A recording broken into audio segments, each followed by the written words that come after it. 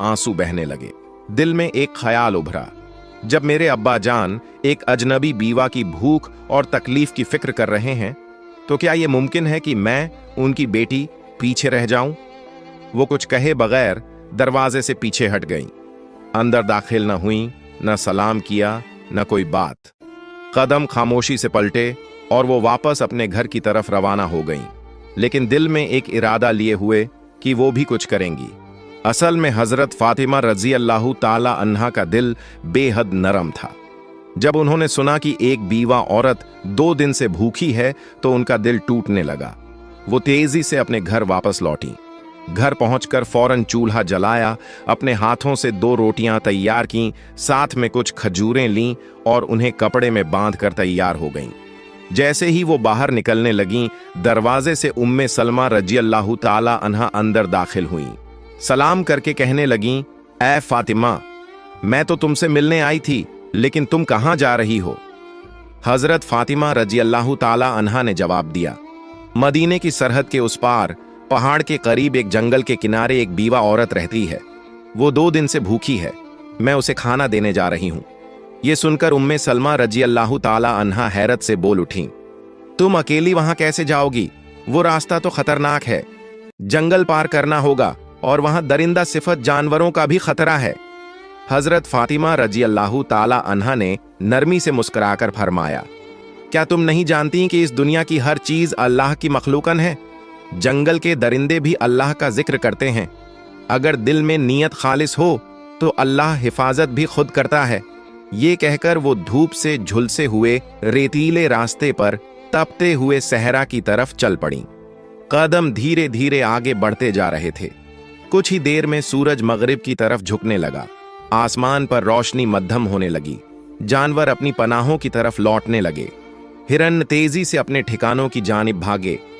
उधर हजरत मोहम्मद सल्लल्लाहु अलैहि वसल्लम एक सहाबी से फरमाने लगे, तुम जाओ उस बीवा औरत को खाना दे आओ।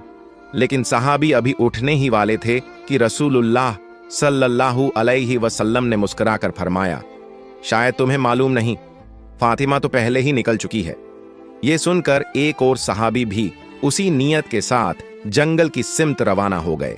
इधर हजरत फातिमा रजी अल्लाह ताला अन्हा अजनबी और सुनसान रास्ते से जंगल की तरफ बढ़ रही थीं।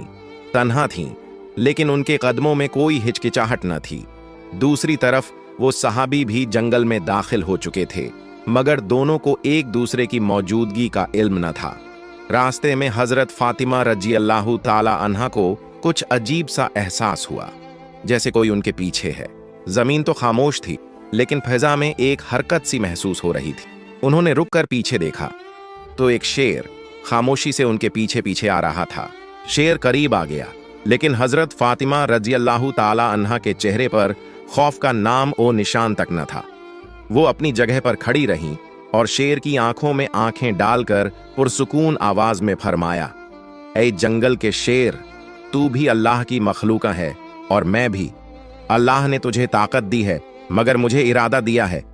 क्या तू नहीं जानता कि अल्लाह का हुक्म है कि भूखे को खाना दिया जाए, और मैं उसी काम के लिए निकली हूं। मेरे रास्ते में मत आ, बल्कि अगर मुमकिन हो तो मेरी हिफाजत कर।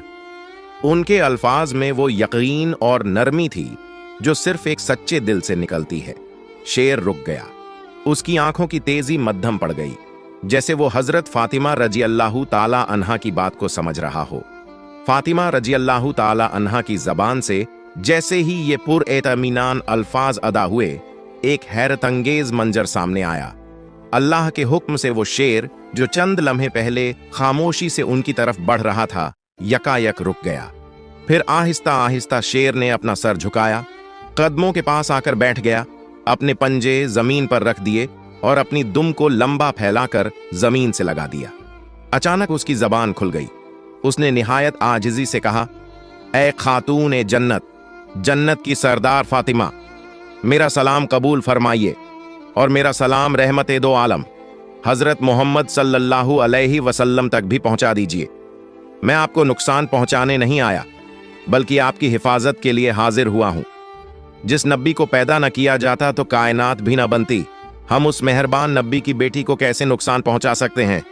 हम दरिंदे जरूर हैं, मगर हमारे दिल उस चेहरा ए मुबारक की एक झलक